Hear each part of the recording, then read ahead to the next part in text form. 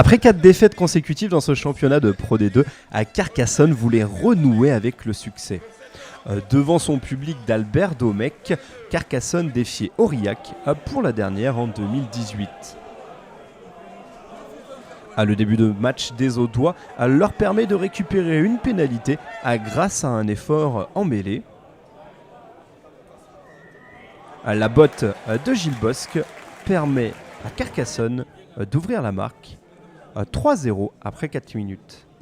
À l'autre bout du terrain, McMahon commet un en avant sur un ballon haut. Celui-ci est repris devant par Pili, pénalité en faveur d'Aurillac et Joris Segons égalise 3-3.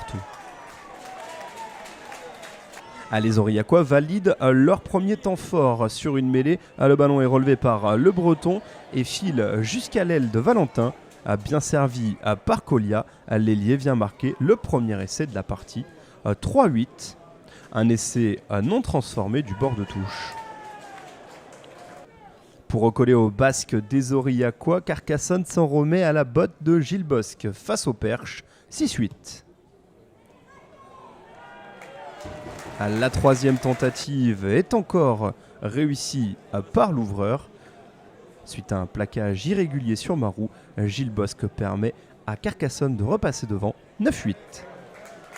Joris Segons réplique rapidement, 9-11. Mais l'indiscipline s'invite côté aurillacois. Roussel récolte un carton jaune et Gilles Bosc en profite pour marquer 3 nouveaux points, 12-11. Les Carcassonnais vont accélérer le ballon qui va filer jusqu'à l'aile de Sébastien Georgis qui se saisit de ce ballon pour aller marquer dans l'embut. 17-11 puis 19-11 après la transformation de Gilles Bosc. Le score n'en reste pas là et juste avant la pause, Joris Segons ajoute une nouvelle pénalité à 19-14, score à la mi-temps. Au retour des vestiaires, ce sont de nouveau les Aurillacois qui vont dynamiser dans la défense carcassonnaise. Ils se font des passes, le ballon tombe mais vers l'arrière et revient dans les mains de Boisset qui écarte pour McPhee qui va servir en bout de ligne Albert Valentin pour un doublé. À 19-19 puis 19-21 après la transformation de séquence du bord de touche. Nouvelle réaction dans cette partie, les Carcassonnais organisent un ballon porté autour de Thomas Sauveter, le talonneur. Le Maule qui progresse dans la défense aurillacoise et les Carcassonnais qui filent dans l'embut pour un essai signé donc Thomas Sauveter. À 24-21 puis 26-21 après la transformation de Gilles Bosc. Après une nouvelle pénalité de Bosc, McPhee récolte un carton jaune et Bosc enquille 8/8 pour l'ouvreur, 32-21. Nouvelle faute cette fois-ci de Flavien Nouillaguet côté aurillacois et nouveau carton jaune. La sanction est immédiate. Les Carcassonnais dans un temps fort mettent à mal à la défense aurillacoise. À 13-15, les Cantaliens sont en difficulté pour défendre sur toute la largeur. Gilles Bosc en profite pour adresser une passe au pied vers Benoît Jasmin qui résiste au retour d'un défenseur pour venir allonger le bras et marquer un nouvel essai.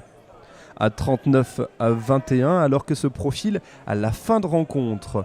Toutefois, les Aurillacois ne désarment pas et lancent un nouveau groupé pénétrant dans la défense audoise. Premier avantage en cours signalé par Mathieu Delpy. Nouvelle avancée, nouvelle faute carcassonnaise. L'arbitre de la rencontre n'hésite pas et signale un essai de pénalité. Jusqu'au bout du suspense, les Aurillacois à la relance. Hadji Quartzen qui met les cannes dans la défense carcassonnaise. Il évite McMahon et Schill marqué sur la sirène. Un nouvel essai. Comme celui-ci est transformé par Sequence, Aurillac récolte un point de bonus défensif. Carcassonne s'impose 39-35.